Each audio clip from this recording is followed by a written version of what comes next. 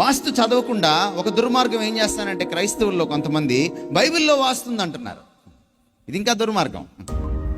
అంటే ఆ మహానుభావుడికి ఈ బైబిల్లో వాస్తుందని చెప్తున్నాడే, ఈ మహానుభావుడికి బైబిల్ తెలియదు, వాస్తు తెలియదు. వాస్తులో ఉన్న ఐడియా ఏమిటి?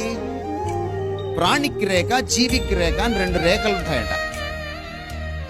ఈ రేఖలు ఈ ప్రకృతిలో ప్రయాణం చేస్తూ ఉంటాయి. ఈ రేఖలు ఇలాగా క్రాస్ అవ్వకూడదు అనమాట. అంటే ప్రాణిక్ రేఖ, జీవిక్ రేఖ. ఈ జీవిక్ రేఖ ఎక్కడి నుంచి వస్తుందంటే సూర్యుడి నుంచి వస్తుంది. నమ్మకం చెప్తున్నా, మూఢనమ్మకం చెప్తున్నా. భూమి నుంచి జీవిక రేఖ వస్తుంది, ప్రాణిక రేఖ వస్తుంది. ఈ ప్రాణిక రేఖ, జీవిక రేఖ ప్యారలల్గా ఉండాలి, సమాంతరంగా ఉండాలి ఇంట్లో. అప్పుడు మనకి అరిష్టం రాదు, అదృష్టం వస్తుంది, అన్నీ మంచి జరుగుతాయి. ఇవి 2 క్లాష్ అయినాయి అనుకోండి, క్రాస్ అయినాయి అనుకోండి, మనకి దురదృష్టం వస్తుంది, అరిష్టం వస్తుంది. ఇది ఒక మూఢనమ్మకం.